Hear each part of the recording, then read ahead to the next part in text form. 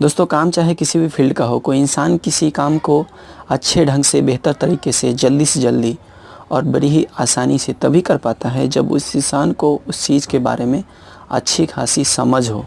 जब तक हम किसी चीज़ के बारे में अच्छे से समझ नहीं लेते, तब तक उस चीज़ पर काम करना हमारे लिए थोड़ा सा कन्फ्यूज़न भरा रहता है, क्योंकि हम बार बार तो कॉपी वाला काम नहीं कर सकते ना। किसी को देखकर जैसा उसमें किया रहेगा वैसा ही करना है, ऐसा तो हम नहीं कर सकते। हमें किसी भी चीज़ के बारे में पहले समझना होता है।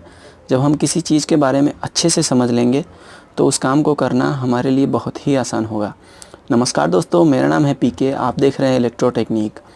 तो आज के इस वीडियो में मैं इसी बात को ध्यान में रखते हुए आज का ये टॉपिक लाया हूँ। इस टॉपिक में मैं आपको बताऊँगा कि चेंज ओवर जो स्विच होती है, मैनुअल चेंज ओवर स्विच, जो आपके सामने पड़ा हुआ दिख रहा होगा, तो इसमें मेरे पास दो तरह के चेंज ओवर स्विच हैं, एक 16 एम्पियर की और एक 32 एम्पियर की।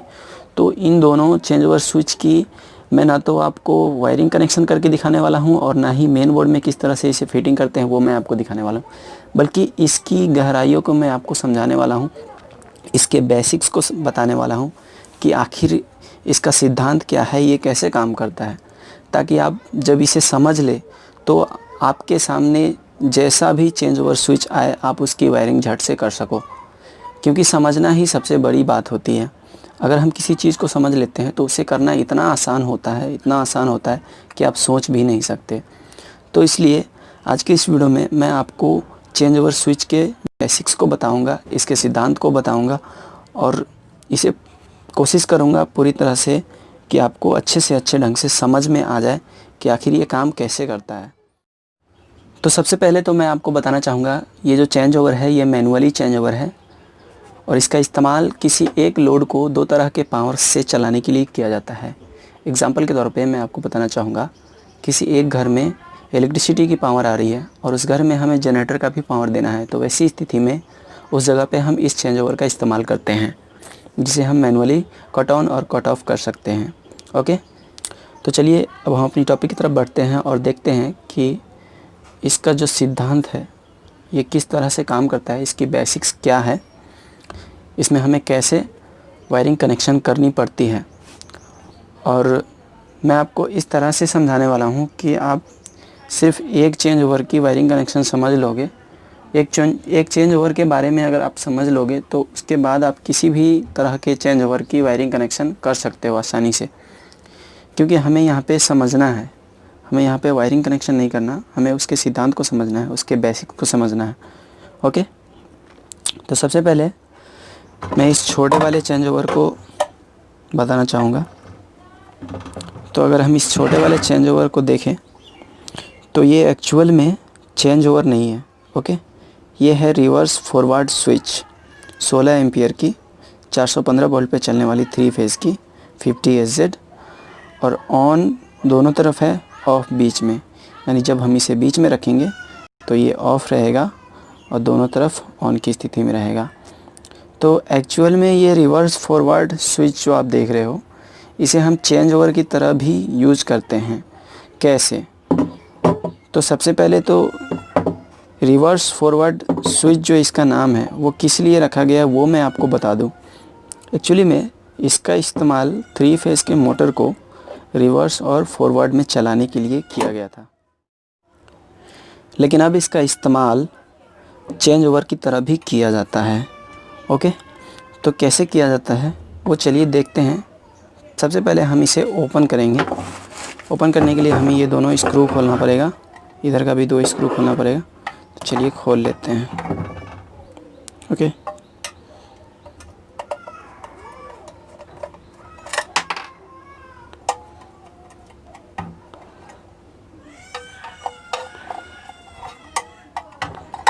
अब हमने इसे खोल लिया है, स्क्रू को हमने लूज़ कर दिया है। हम इस कवर को निकाल लेते हैं।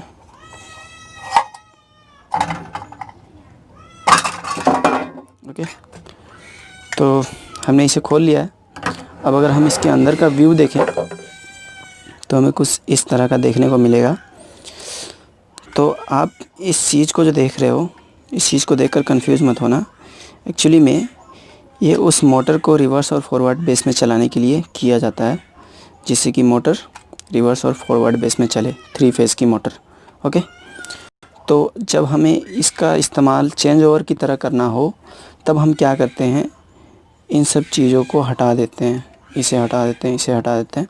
अगर आपने मेरा चेंज ओवर वाला या फिर मेन बोर्ड वाला कनेक्शन वाला वीडियो देखा होगा तो आपने उसमें देखा होगा मैंने इस चीज़ को हटा दिया था। ओके, तो अब हम इसके कॉन्टैक्ट को समझेंगे और देखेंगे कि आखिर काम कैसे करता है। तो हमें यहाँ पे करना क्या होता है, ये जो आप बीच वाले 3 कॉन्टैक्ट देख रहे हो, 3 टर्मिनल, इन तीनों टर्मिनल में से हम 2 टर्मिनल का इस्तेमाल करते हैं, क्योंकि हमारे पास सिर्फ फेज़ और न्यूट्रल होती है। ओके, तो अगर हम इसमें फेज़ लगाते हैं और इसमें न्यूट्रल लगाते हैं या फिर बीच वाले में न्यूट्रल लगाते हैं तो हमें पावर सप्लाई की फ़ेज़ और न्यूट्रल यहाँ पे लगानी पड़ती है। अगर हम यहाँ पे फेज़ लगाएं तो हमें पावर सप्लाई की फ़ेज़ यहाँ लगानी होगी, और न्यूट्रल अगर यहाँ पे लगाएं तो पावर सप्लाई की न्यूट्रल यहाँ पे लगानी होगी। ओके, और ठीक इसी प्रकार से जनरेटर का भी हम यहाँ पे लगाएंगे। अगर हम, लेकिन यहाँ पे एक बात ध्यान में रहे कि हम सप्लाई की जो लोड की जो वायर है उसे हम बीच में ही लगाएंगे, क्योंकि दोनों जो किनारे वाले 3 टर्मिनल आपको दिख रहे हैं, ये 3 और ये 3, ये हमेशा बीच वाले से ही कांटेक्ट में आते हैं। वो कैसे, मैं आपको अभी बताता हूँ। जब हम इस चीज़ को नीचे करेंगे, ओके, तो ये जो ऊपर वाला आप देख रहे हो, ये ऊपर वाला और बीच वाला, ये तीनों कांटेक्ट में आ जाते हैं, टच में हो जाते हैं अंदर से, यहाँ से, ये आप देख सकते हो। और इसके जो कांटेक्ट आप देख रहे हो नीचे, ये यहाँ पे आ चुका है, और जैसे ही हम इसे उस तरफ घुमाएंगे, ऊपर की तरफ करेंगे, तो ये जाके इस दोनों को मिला देंगे, तो ये तीनों कांटेक्ट जो है वो बीच वाले से जुड़ जाएगा। तो बेसिकली इस तरह से इसका काम होता है। ओके, अभी हम इसको एक बार और घुमा के देख लेते हैं। ओके, तो ये कांटेक्ट उनसे मिल जाती हैं, ये तीनों कांटेक्ट हो जाती है, ये तीनों टच में हो जाती है। तो इस तरह से इसका जो काम है वो यही है। और ये ना बिल्कुल एक स्विच की तरह होता है, अगर हम समझ के चले तो ये बिल्कुल एक स्विच की तरह है। इसमें कुछ ज़्यादा बड़ा नहीं है कुछ भी समझने के लिए, ठीक है। तो ध्यान रहे, हमें समझना क्या है पहले वो देखें। हमें ये देखना है कि किस चेंज ओवर में कहाँ पे लोड देनी है, कहाँ पे सप्लाई देनी है। ओके, तो अगर हम इस चेंज ओवर को देखेंगे तो इसे इस तरफ दोनों तरफ करने के बाद जब हम देखेंगे तो हमें ये पता चलता है कि हमें बीच में जो है वो लोड देनी है, और दोनों तरफ में से किसी भी एक तरफ हमें सप्लाई दे देनी है। बट यहाँ पे एक चीज़ का ध्यान रखना है कि आमने सामने वाले में ही टर्मिनल में हमें सप्लाई या फिर लोड देनी है। अगर हम बीच में लोड दे रहे हैं, यहाँ पे अगर हम न्यूट्रल दे रहे हैं और यहाँ पे अगर हम फेज़ दे रहे हैं, तो ठीक इसके नीचे यानी इसके सामने वाले में हमें फेज़ देना होगा सप्लाई का, और यहाँ पे सप्लाई का न्यूट्रल देना होगा। तब जाके ये जो कांटेक्ट है ये उससे टच में होगा, और ये भी उससे टच में होता है ऑन करने के बाद, तब जाके फेज़ न्यूट्रल हमारा जो है वो घर में जाएगा। तो बेसिकली इस तरह से इसका काम होता है।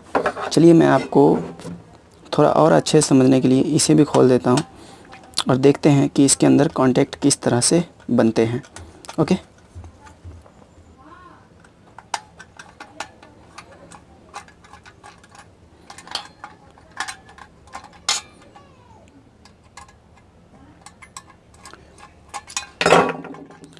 ओके, तो फाइनली हमने इसे भी खोल दिया है।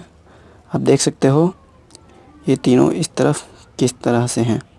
ओके, अब इनका कांटेक्ट कैसे बनता होगा, अब इसे देख के हमें समझ में आएगी। ओके, तो ये और ये जो है एक बीच वाले से और एक किनारे वाले से जुड़ जाते हैं, ठीक है। जब इस तरह से हमारा ये रहता है। ओके, तो आई होप कि आपको अच्छे से समझ में आ रहा होगा, मुझे इससे ज़्यादा समझाने की ज़रूरत नहीं पड़ेगी, ठीक है।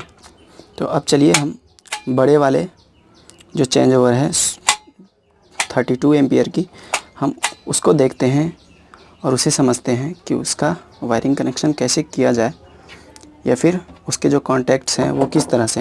एक्चुअल में हमें कॉन्टैक्ट्स को ही समझना है सिर्फ, कि इनकी कॉन्टैक्ट्स कैसे बन रही है, तब जाके हम इसकी वायरिंग कनेक्शन कर सकते हैं।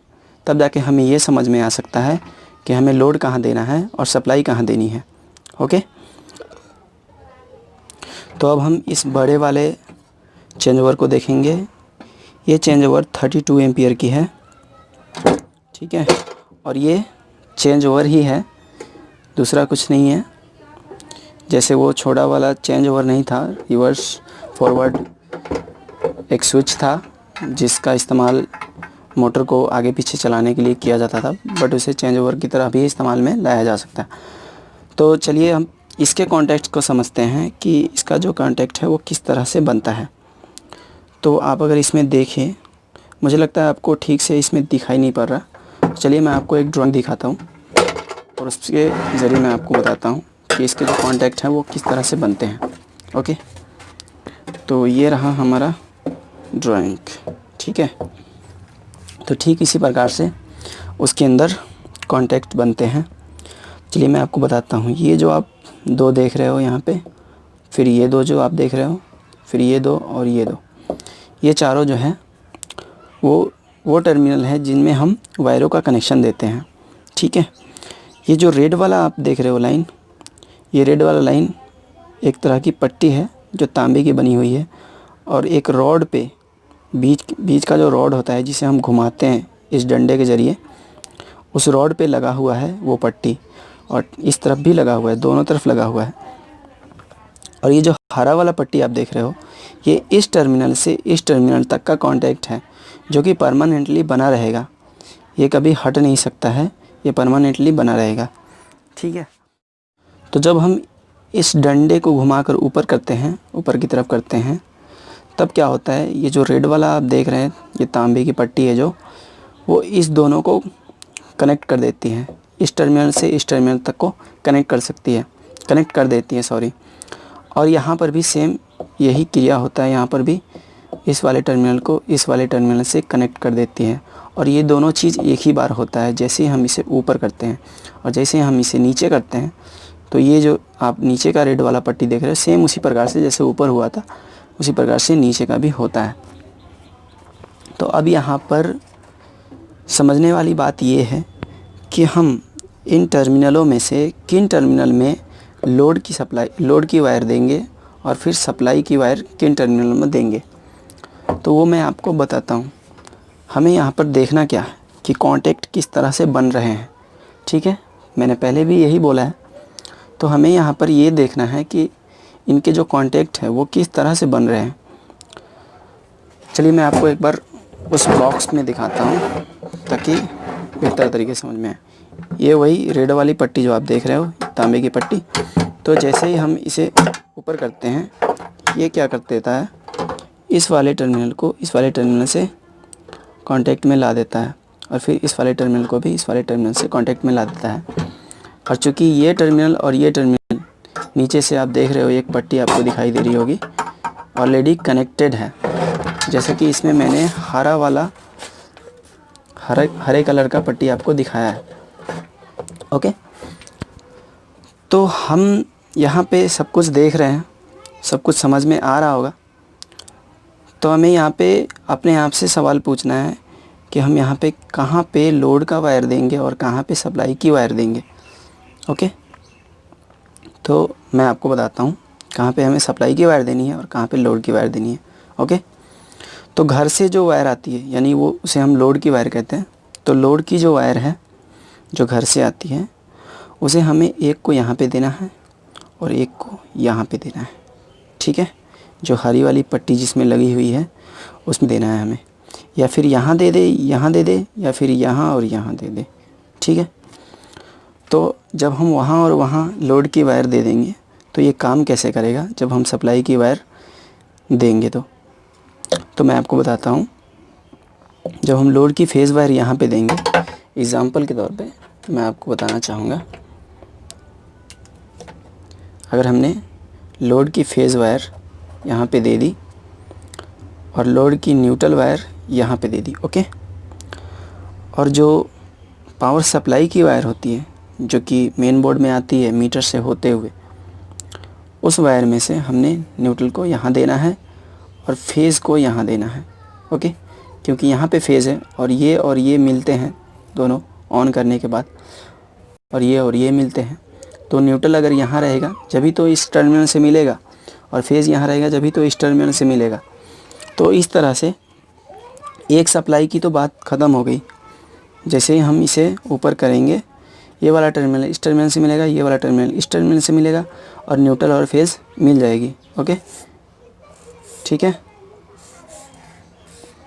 ये घर है। अब हमें क्या देखना है कि जब हम दूसरी तरह की पावर सप्लाई दें तब ये कैसे कंट्रोल में आए। जब हम इसे चेंज करें, जब हम इसे नीचे कर दें, तब तो ये वाली जो पट्टी होती है ये दोनों उड़ जाती है, ऊपर की तरफ उड़ जाती है। यहाँ पे आप देख सकते हो कि जो खड़ी पट्टी आपको दिख रही है ये नीचे की तरफ से जब मैंने उधर उठाया तो ये दोनों खड़ी हो गई है। सेम इसी तरह से यहाँ पे क्या होगा, जब हम उस तरफ ऊपर की तरफ करेंगे तो नीचे वाली जो पट्टी है वो खड़ी हो जाएगी, और जब हम नीचे की तरफ करेंगे तो ऊपर वाली पट्टी खड़ी हो जाएगी। तो जब ऊपर वाली पट्टी खड़ी हो जाएगी तो इन दोनों का कांटेक्ट जो है छूट जाएगा, तो एक सप्लाई जो है वो कट जाएगी। अब दूसरी सप्लाई अगर हमने यहाँ पे दे रखा होगा तो यहाँ से वो मिल जाएगी। कैसे? क्योंकि हरी वाली पट्टी से ये कांटेक्ट हो रखी है।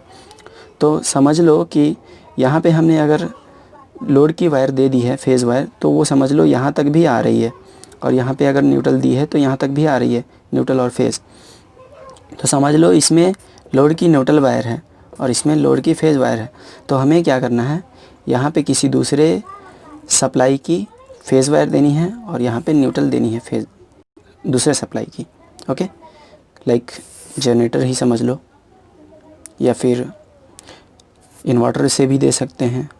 ओके, तो जैसे ही हम इसे नीचे की तरफ करेंगे ये दोनों कांटेक्ट बनाएगा आपस में, इसे जोड़ देगा रेड वाली पट्टी से, और इसका जो पावर है वो इसमें न्यूट्रल आ जाएगा और इसका जो फेज़ है पावर इसमें आ जाएगा। तो इस तरह से हम किसी भी चेंज ओवर का वायरिंग कनेक्शन करते हैं। ओके और हाँ, किसी ने मुझसे एक सवाल किया था कि हम अपने घरों में पैरेलल वायरिंग कनेक्शन ही क्यों करते हैं, पैरेलल वायरिंग क्यों करते हैं। तो मैं उसके लिए आपको बताना चाहूँगा कि अगर हम पैरेलल वायरिंग ना करें और सीरीज वायरिंग करें तो सभी लाइटों की जो वोल्टेज होती है, सभी लाइटों में जो रोशनी होती है वो 1 बाय 1 करके कम होती चली जाएगी।